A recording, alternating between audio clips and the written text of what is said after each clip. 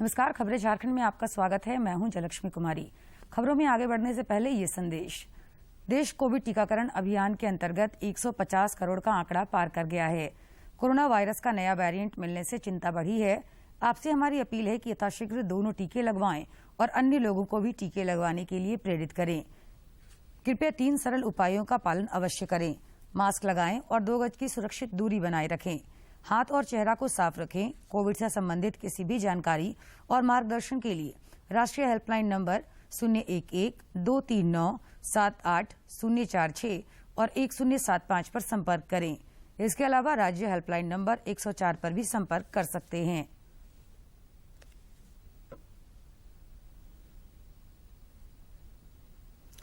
और अब समाचार विस्तार से। कोविड के खिलाफ जारी जंग में टीकाकरण अभियान तेज गति से चल रहा है। केंद्रीय स्वास्थ्य मंत्रालय के अनुसार कल 90 लाख करोड़ कोविड टीके लगाए गए हैं। इसके साथ ही देश में टीकाकरण का आंकड़ा 150.61 करोड़ का आंकड़ा पार कर गया है। करोड़ टीके लगाए जा चुके हैं। अभी टीकाकरण अभियान के तहत कल 90,59,360 कोविड रोधी टीके लगाए गए। प्रधानमंत्री नरेंद्र मोदी ने कोविड टीकाकरण का आंकड़ा 150 करोड़ के पार जाने पर नागरिकों को बधाई दी है। एक ट्वीट में श्री मोदी ने कहा कि पूरा देश टीकाकरण अभियान को सफल बनाने में जुटे लोगों का आभारी है। बिलियन वैक्सीन डोजेस का ऐतिहासिक मुकाम भी हासिल कर रहा है। 150 करोड़ वैक्सीन डोज, वो भी 1 साल से कम समय में। ये आंकड़ों के हिसाब से बहुत बड़ी संख्या है। दुनिया के ज्यादातर बड़े बड़े देशों के लिए भी ये किसी आश्चर्य से कम नहीं है, लेकिन भारत के लिए ये 130 करोड़ देशवासियों के सामर्थ्य का प्रतीक है। भारत के लिए ये एक नई इच्छा शक्ति का प्रतीक है, जो असंभव को संभव करने के लिए कुछ भी। उल्लेखनीय दिन 150 करोड़ का आंकड़ा पार करने पर हमारे देशवासियों को बधाई। हमारे टीकाकरण अभियान ने बहुत से जिंदगियों को बचाना सुनिश्चित किया है। इसके साथ साथ हमें कोविड संबंधी नियमों का पालन भी करते रहना है। हमारे टीकाकरण अभियान को सफल बनाने में जुटे सभी के प्रति देश कृतज्ञ है। हम अपने डॉक्टरों, वैज्ञानिकों, इनोवेटर्स और टीका लगाने वाले स्वास्थ्य कर्मियों का धन्यवाद करते हैं, जिन्होंने हमारे टीकाकरण अभियान को सफल बनाया। मैं सभी पात्र लोगों से केंद्रीय स्वास्थ्य मंत्री मनसुख मांडविया ने भी टीकाकरण का आंकड़ा 150 करोड़ पार करने पर ट्वीट कर देशवासियों को बधाई दी। ऐतिहासिक प्रयास, ऐतिहासिक उपलब्धि, प्रधानमंत्री नरेंद्र मोदी जी के यशस्वी नेतृत्व व स्वास्थ्य कर्मियों की अविरल मेहनत से देश ने आज 150 करोड़ कोरोना वैक्सीन लगाने का ऐतिहासिक आंकड़ा पार कर लिया है। जब सब मिलकर प्रयास करते हैं तो कोई भी लक्ष्य हासिल किया जा सकता है। इधर राज्यपाल रमेश बैस ने ट्वीट कर कहा कि प्रधानमंत्री नरेंद्र मोदी के नेतृत्व में देश ने कोविड के विरुद्ध अभियान में 150 करोड़ के से अधिक टीके लगाने का कार्य कर एक नया कीर्तिमान स्थापित किया है। राज्यपाल ने इस उल्लेखनीय उपलब्धि के लिए सभी स्वास्थ्य कर्मियों, केंद्र एवं राज्य सरकारों को बधाई दी। केंद्रीय स्वास्थ्य सचिव राजेश भूषण ने राज्यों के साथ पीएसए संयंत्रों, ऑक्सीजन कंसंट्रेटर, सिलेंडर और वेंटिलेटरों सहित सभी तरह की ऑक्सीजन आपूर्ति तैयारियों की ऑनलाइन समीक्षा की। उन्होंने देश में बढ़ते कोविड संक्रमण, विशेष रूप से ओमिक्रॉन की चुनौती पर जोर देते हुए कहा कि सभी ऑक्सीजन उपकरणों की उपलब्धता सुनिश्चित करना राज्यों की प्राथमिक और महत्वपूर्ण जिम्मेदारी है।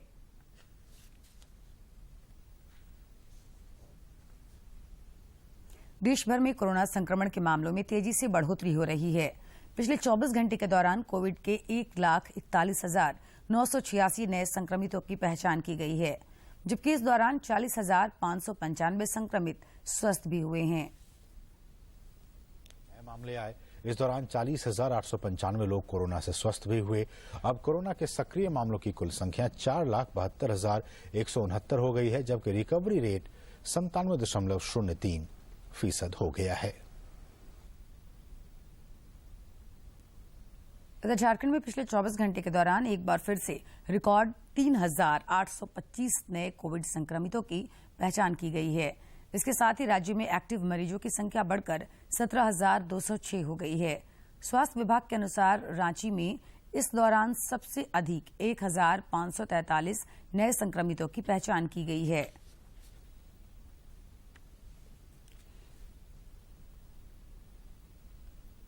जमशेदपुर जिला प्रशासन कोरोना संक्रमण को रोकने हेतु सतर्क है। अधिकारी दल बल के साथ शहर के सड़कों पर निकलकर नियमों का उल्लंघन करने वालों को फटकार लगा रहे हैं।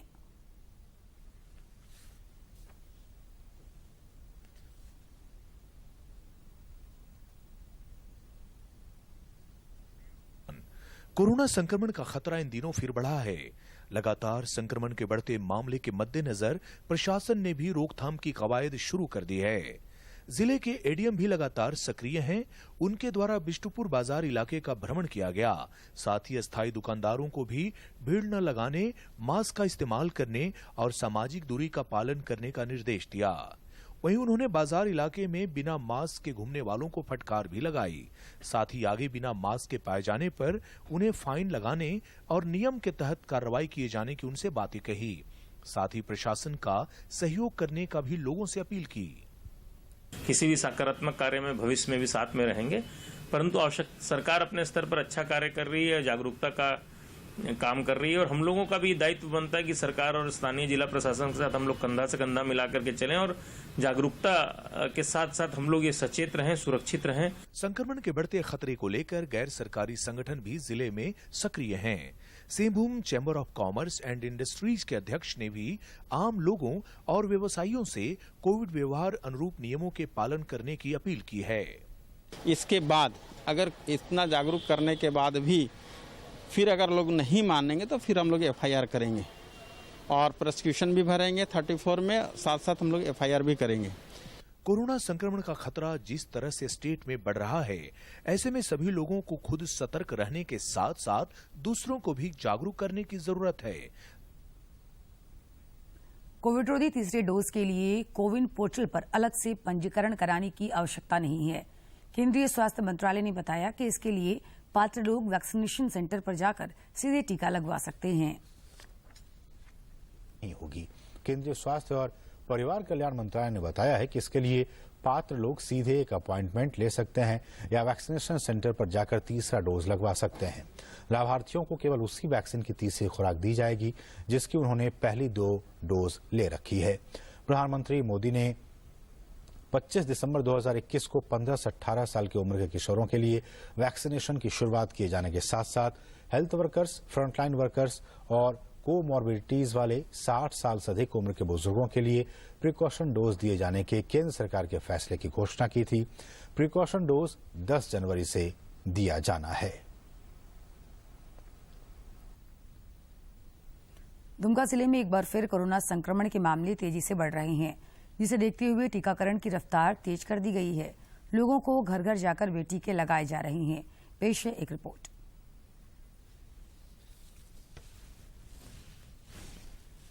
दुमका जिले में पिछले एक सप्ताह में कोरोना संक्रमण के 127 से अधिक नए मामले मिले हैं, जिनमें 47 मामले एक दिन में आए हैं। वहीं कोरोना संक्रमण से बचाव को सुनिश्चित करने के लिए घर घर जाकर भी टीके लगाए जा रहे हैं, ताकि एक भी व्यक्ति वैक्सीन की कवच से वंचित न रहे। आज मेरे ही गांव में मेरे ही द्वार पर कैंप लगाया गया है। 11 हो चुका है और सभी को बहुत ही सुविधा मिल रही है। जाके वैक्सीनेशन कर रहे हैं। यदि वो लेने के इच्छुक हैं वो आदमी, तो वहाँ जिस जगह में भी बोल रहे हैं गांव के अगल बगल में, वहाँ जाके हम लोग कर रहे हैं। जा करके करने के लिए अभी अगले टोला जा रहे हैं, जहाँ हम लोग कार्यक्रम को बढ़ाते हुए। स्वास्थ्य कर्मी संगीता शर्मा बताती हैं कि अब भी ग्रामीण क्षेत्र में ऐसे भी लोग हैं जो टीका नहीं लगवाना चाहते हैं। उन्हें समझा बुझाकर या फिर कल्याणकारी योजनाओं के लाभ से वंचित हो जाने या भय दिखाकर टीका लगाना पड़ रहा है। सबको तो राशन चाहिए होता है ना, तो बस वही बोलते हैं ज्यादातर, तो उसी में ये हो जाते हैं कि हाँ लेना पड़ेगा, नहीं तो राशन बंद हो जाएगा। इधर स्वास्थ्य विभाग की ओर से घर घर जाकर टीका लगाने की मुहिम का सकारात्मक नतीजा दिख रहा है। टीकाकरण की रफ्तार तेजी से बढ़ रही है। सब कोई ले रहा है और फायदा ये हो रहा है, जो काम करने जाता है बाहर उसके लिए बहुत अच्छा है ही। और बीमारी से बचने के लिए सब कोई अपना अपना सुविधा बना रहे हैं। होती नहीं है सामने पर भी नहीं। कोरोना के तीसरे लहर के बीच स्वास्थ्य विभाग अब उन लोगों की तलाश कर रही है जो तमाम प्रशासनिक प्रयासों के बावजूद अब तक टीका केंद्र नहीं पहुंचे थे, जिससे सुरक्षा कवच का दायरा बढ़ाया जा सके। दुमका से आर.के. नीरद की रिपोर्ट। मुख्यमंत्री हेमंत सोरेन ने कहा है कि राज्य में अस्पताल, मेडिकल कॉलेज, नर्सिंग कॉलेज, स्वास्थ्य शिक्षा स्थापित करने की दिशा में सरकार निरंतर प्रयासरत है। उन्होंने कहा कि स्वास्थ्य क्षेत्रों की कुछ योजनाओं पर सफलता मिली है और कुछ बेहतर कार्य योजना प्रस्तावित भी हैं। आने वाले कुछ वर्षों में स्वास्थ्य सेवा के क्षेत्र में झारखंड को अलग पहचान दिलाने के लिए सरकार प्रतिबद्धता के साथ काम कर रही है। मुख्यमंत्री कल रांची में एसोसिएशन ऑफ ऑटो लरीनो लॉजिस्टिक ऑफ इंडिया के वार्षिक सम्मेलन को संबोधित कर रहे थे। आप सब लोगों को भी मालूम है, लेकिन ये कभी कभी संयोगवश होता है कि कभी कभी आप अपने हौसलों से, अपने इरादों से जंग जीत लेते हैं, लेकिन हर समय ये परिस्थिति नहीं बनती है।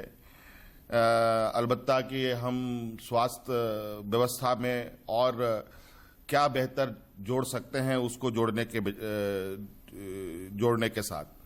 इसलिए हमारा ये प्रयास है कि राज्य में स्वास्थ्य सेवा को लेकर हम निरंतर, हमारी चिंताएं बनी रहती है कैसे यहाँ हम अच्छे अस्पतालों का एक लंबी फहरिस्त खड़ा कर पाएं, कैसे मेडिकल कॉलेजेस को हम लोग यहाँ पर स्थापित कर पाएं, कैसे यहाँ नर्सिंग कॉलेजेस को हम लोग स्थापित कर पाएं, जैसे और जो उससे जुड़ी और भी जो स्वास्थ्य के क्षेत्र में शिक्षाएं हैं उसको कैसे हम लोग यहाँ स्थापित कर पाएं। लखनऊ में आयोजित डीडी कॉन्क्लेव का आज दूसरा दिन है।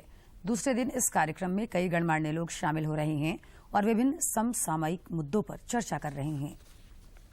मुलायम सिंह जी का है। हाँ बिल्कुल, आपकी बात से एक सेकंड काफी बोल लिया। आप जरा एक शब्द प्रधानमंत्री जी अपने नेता के खिलाफ पूछ के देखिए या मुख्यमंत्री के खिलाफ बोल के देखिए। यार देखिए, हमारे यहाँ लोकतंत्र है। अगर मुख्यमंत्री काम नहीं कर रहे थे तो नेताजी पूछते थे आपने उद्घाटन किया, काम नहीं क्यों नहीं किया। आपके यहाँ तो सिर्फ डीडी वाले भी दिखाए जा रहे हैं, बिना डीडी वाले भी दिखाए जा रहे हैं। अरे ये हो गया, वो हो गया। आप जेवर एयरपोर्ट को चाइना का एयरपोर्ट दिखा देते हो और वहां पे प्लान लैंडिंग भी दिखा देते हो। निकलते दिखा देते हो, जबकि चाइना के एयरपोर्ट की फोटो लगा के दिखा रहे हो। काशी विश्वनाथ का भी श्रेय ले लेते हो देश के अंदर में।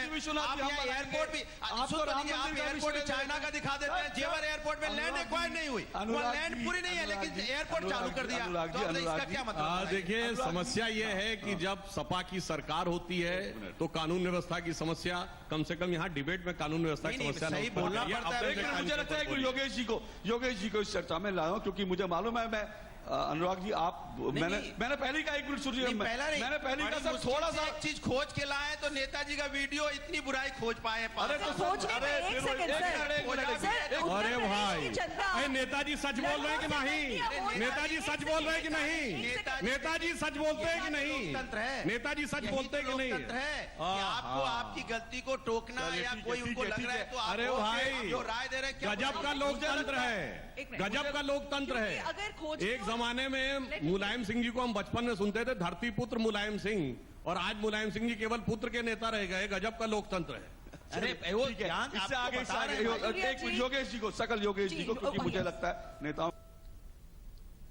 राज्य के पूर्व मुख्यमंत्री और भाजपा के राष्ट्रीय उपाध्यक्ष रघुवर दास आज सिमडेगा जिले के बेसराजारा गांव का दौरा करेंगे। वे वहां विगत 4 जनवरी को संजू प्रधान नामक युवक को जिंदा जलाकर मार दिए जाने की घटना की जानकारी लेंगे।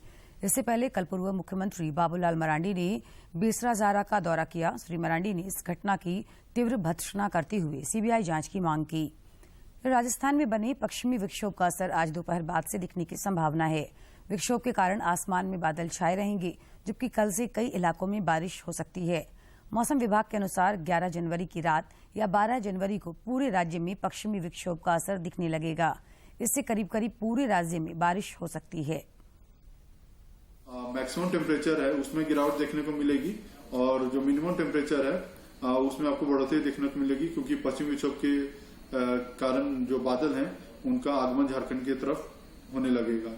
तो कुल मिला के ये है कि अगले 5 दिन है वो तो ड्राई है, शुष्क है, पर 9 तारीख से झारखंड में मौसम में तब्दीली देखने को मिलेगी। आजादी का सफर में आज की कड़ी में देखिए महान दार्शनिक और समाज सुधारक केशव चंद्र सेन समेत अन्य स्वतंत्रता सेनानियों के बारे में।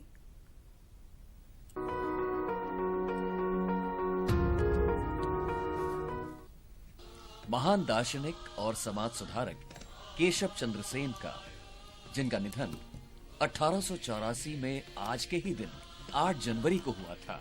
बंगाल के एक जाने माने ब्रह्म समाजी नेता के रूप में उन्होंने एक नए विश्व धर्म नव विधान की स्थापना की। नव विधान यानी नया धर्म, जिसका उद्देश्य भारतीय परंपराओं के साथ पश्चिमी आध्यात्मिकता के सर्वोत्तम विचारों को शामिल करना था।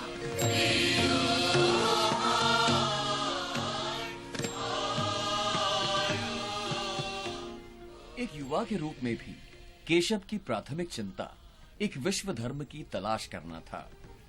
1857 में कॉलेज जीवन में ही उन्होंने विद्यार्थियों के लिए एकेश्वरवादी धार्मिक सोसाइटी गुडविल फ्रेटर्निटी की स्थापना की। इस संगठन की एक बैठक में केशव की मुलाकात पहली बार विख्यात ब्रह्म समाजी नेता देवेंद्रनाथ टैगोर से हुई। वेदांतवाद से प्रभावित केशव 1857 में ब्रह्म समाज में शामिल हो गए और 1858 तक इसके प्रमुख नेता बन गए। केशव ने नए विचारों और नई गतिविधियों को शामिल कर ब्रह्म समाज संगठन को एक नया रूप दिया।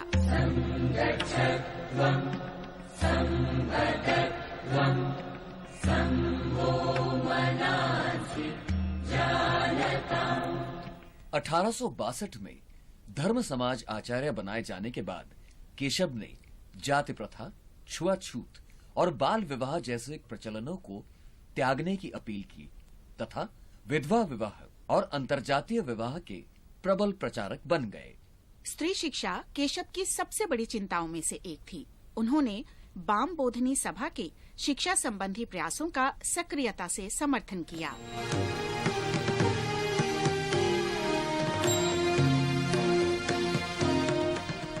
देवेंद्रनाथ टैगोर के साथ कुछ मतभेदों के बाद केशव चंद्र सेन ने 1866 में भारतवर्षीय ब्रह्म समाज नाम से एक नई सोसाइटी गठित की। 1881 में केशव ने पूरब और पश्चिम के सामंजस्य पर आधारित एक नए समन्वयवादी धर्म नव विधान की आधिकारिक रूप से स्थापना की। भारत के इस महान समाज सुधारक को हमारा नमन।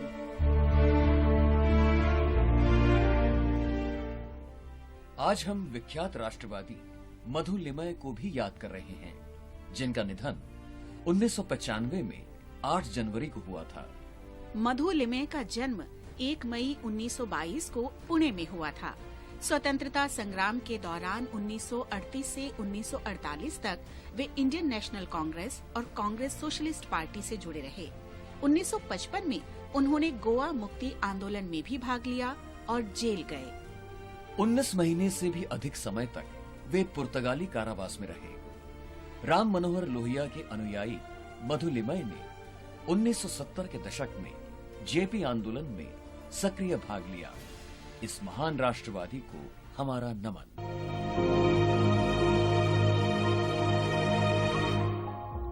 आज हम विख्यात राष्ट्रवादी और नारी अधिकारों के लिए आवाज उठाने वाली सशक्त लेखिका आशा पूर्णा देवी को भी याद कर रहे हैं। उनका जन्म 8 जनवरी 1909 को कलकत्ता में हुआ था। स्वतंत्रता आंदोलन के राजनीतिक उथल-पुथल के दौर में बड़ी हो रही आशा पूर्णा में बचपन से ही देशभक्ति की भावना विकसित हो रही थी। आशा पूर्णा देवी की 3 सशक्त कृतियां प्रथम प्रतिश्रुति, सुवर्णलता और बकुल कथा में औपनिवेशिक भारत से स्वतंत्र भारत तक महिला मुक्ति का जीवंत चित्रण है। आशा पूर्णा देवी की कृतियां स्त्री पुरुष भेदभाव को उजागर करती हैं। उनकी लघु कथाओं और उपन्यासों में बंगाल की मध्य वर्गीय महिलाओं की स्थिति का वर्णन है। इनमें महिलाओं के शोषण, दमन, आक्रोश, बढ़ती जागरूकता और अंततः विद्रोह का चित्रण है। সম্পাদক তো রাজকুমার চক্র, উনিই আমাকে উৎসাহ দিয়েছিলেন যদি আমাকে লেখিকা করার জন্য যদি কারোর কোনো কৃতিত্ব থাকে তো ওরই প্রথম লেখাটা ফেরত তো দিলেনই না, সমাদরে ছাপলেন এবং তক্ষুনি লিখলেন যে তুমি গল্প লিখতে পারলে লেখো। साहित्य, विशेषकर महिला साहित्य के क्षेत्र में महत्वपूर्ण योगदान के लिए उन्हें ज्ञानपीठ पुरस्कार से सम्मानित किया गया। भारत सरकार ने 1976 में उन्हें पद्मश्री से अलंकृत किया। 13 जुलाई 1995 को आशापूर्णा देवी का निधन हो गया। उनकी रचनाओं का कई भाषाओं में अनुवाद हुआ है। ये विभिन्न स्कूली पाठ्यक्रमों में भी शामिल हैं। इस महान नारीवादी लेखिका को नमन। और अब कुछ खबर राज्य के विभिन्न जिलों से।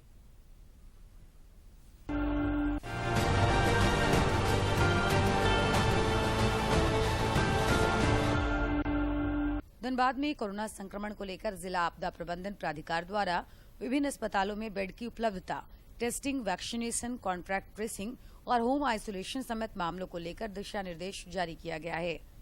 उपायुक्त संदीप सिंह ने जिला प्रशासन की तैयारियों से मीडिया को अवगत कराया। पश्चिम सिंहभूम जिले के 3 अनुमंडलों में टीका एक्सप्रेस केयर इंडिया द्वारा वैक्सीनेशन किया जा रहा है। रोस्टर के अनुसार सुदूरवर्ती इलाकों में जाकर टीका एक्सप्रेस द्वारा लाभुकों का टीकाकरण किया जा रहा है।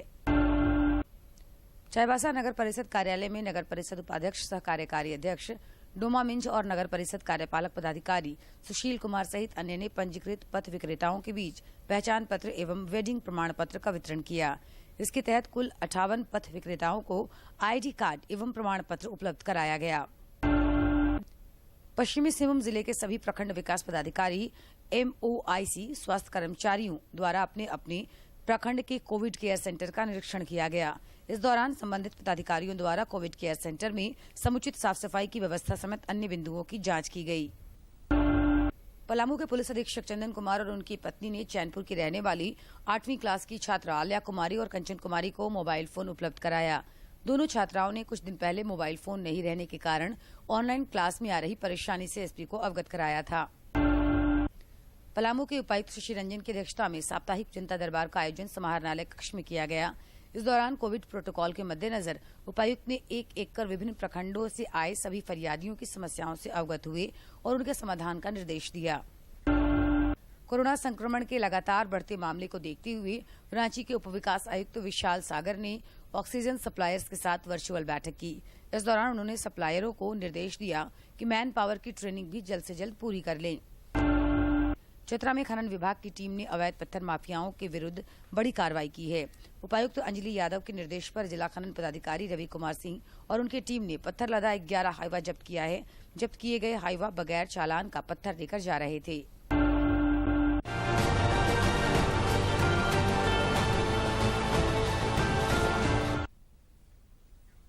एनसीसी के गणतंत्र दिवस शिविर में इस बार देश भर के 2000 कैडेट्स हिस्सा ले रहे हैं। इनमें से कुछ कैडेट्स को जहां राजपथ पर आयोजित गणतंत्र दिवस परेड में शामिल होने का मौका मिलेगा, वहीं कुछ कैडेट्स एनसीसी की प्रधानमंत्री की रैली का हिस्सा बनेंगे। एनसीसी का गणतंत्र दिवस शिविर आरंभ हो चुका है। इस पर ज्यादा बात करने के लिए हमारे साथ मौजूद हैं एनसीसी के महानिदेशक lieutenant general Gurbir Pal Singh. Sir, कुल कितने कैडेट इस बार एनसीसी रिपब्लिक डे कैंप 2022 में 2000 कैडेट लगभग हिस्सा ले रहे हैं। ये देश के हर प्रांत, हर यूनियन टेरिटरी से आए हैं और ये कैंप शुरुआत हुई थी इस कैंप की 4 जनवरी को। कैडेट्स को हमने तकरीबन 10-15 दिन पहले बुलाया, टेस्ट किया और वेरियस कोविड प्रिकॉशन के साथ में अलग अलग रख करके उनको अभी एक बायो बबल के अंदर हमने रखा है ताकि पूरी कोविड प्रोटोकॉल फॉलो किए जाए। कुल कितने गर्ल्स और कितने बॉयज कैडेट्स हैं और इन कैडेटों को किन किन एक्टिविटी में हिस्सा लेने का मौका मिलेगा? हमारे गर्ल्स कैडेट तकरीबन 34 से 35% रहती हैं हर एक्टिविटीज के अंदर। ये जो एनसीसी का जो रिपब्लिक डे कैंप है, ये पूरे साल की जो ट्रेनिंग एक्टिविटीज है उसका एक कल्मिनेशन पॉइंट है। इसमें कुछ ट्रेनिंग एक्टिविटीज होती हैं और बहुत से कंपटीशन होते हैं। हर एक कैडेट 4 से 5 screening pre RDC camp competition करके इस कैंप तक आता है। इसके अंदर वेरियस डिग्निटरीज आती हैं, गार्ड ऑफ ऑनर मिलता है, परेड को रिव्यू करती हैं। उसके अंदर मार्च पास्ट का कंपटीशन, आपका बेस्ट कैडेट का कंपटीशन, लाइन का कंपटीशन, हर स्टेट को अपनी अपनी एक लाइन दी जाती है जिसको वो तैयार करते हैं। फ्लैग एरिया का कंपटीशन अलग अलग होता है। इसके सिवाय राजपथ में 26 जनवरी में इन्हीं में से सिलेक्ट होकर 2 कंटिजेंट हिस्सा लेते हैं और 28 जनवरी को पीएम रैली होती है जिसमें ऑनरेबल पीएम बेस्ट कंटिजेंट जिसने साल भर में अपनी एक्टिविटीज के अंदर सबसे ज्यादा नंबर हासिल किए हों उसको पुरस्कार देते हैं और बेस्ट कैडेट को भी पुरस्कार दिया जाता है। सर, आजादी का अमृत महोत्सव देश मना रहा है, ऐसे में बाहर के देशों को बुलाया गया है। कुल कितने देशों को कैडेट इस बार हिस्सा लेने जा रहे हैं? अभी तक 16 देश के कैडेट्स इस बार हिस्सा लेने के लिए जा रहे हैं। आमतौर पे 10 देश के आते थे और इस बार एस्पिरेशन बेस्ड इनविटेशन है ताकि हमने वहाँ पे एक टीजर भेजा, वीडियो भेजा, क्विज भेजा और वहाँ के कैडेट्स ने बढ़ चढ़कर इसमें हिस्सा लिया और एक एम्बेसी द्वारा ये आयोजित किया गया और उस सिलेक्शन के बाद ये कैडेट्स यहाँ आने के लिए तैयार हैं। तो कहीं न कहीं 16 देशों को कैडेट इस बार रिपब्लिक डे कैंप के अंदर आने के लिए तैयार हैं। कैमरामैन अजय कुमार के साथ गिरीश निशाना, डीडी न्यूज, दिल्ली। दूरदर्शन झारखंड पर पल पल की खबरों से जुड़े रहने के लिए आप हमारे social media platform Twitter, Facebook और यूट्यूब से जुड़ सकते हैं, क्योंकि खबरों से जितना बाखबर रहना जरूरी है उससे ज्यादा जरूरी है सटीक, संतुलित और निष्पक्ष समाचार। हमारा ट्विटर हैंडल और फेसबुक पेज है डीडी न्यूज झारखंड।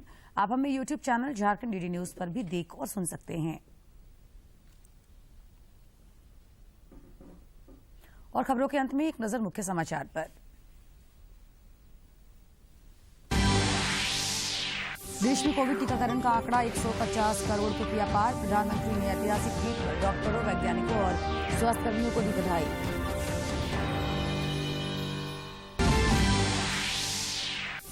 राज्य में पिछले 24 घंटे के दौरान कोविड के 3,825 नए संक्रमितों की पहचान। सक्रिय मरीजों की संख्या बढ़कर हुई 17,206। मुख्यमंत्री हेमंत सोरेन ने AOI की वार्षिक कॉन्फ्रेंस को किया संबोधित। कहा, राज्य में बेहतर स्वास्थ्य सेवाएं स्थापित करना सरकार की प्राथमिकता।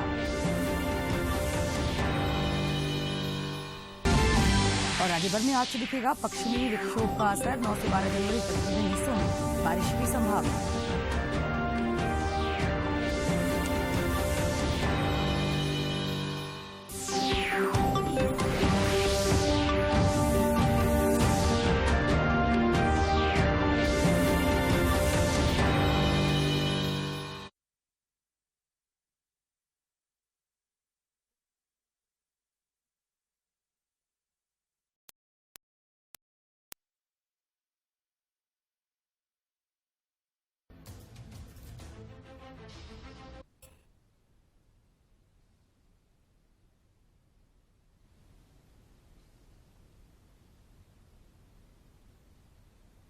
जोहार, नई बुलंदी कार्यक्रम में आप तमाम दर्शकों का स्वागत है।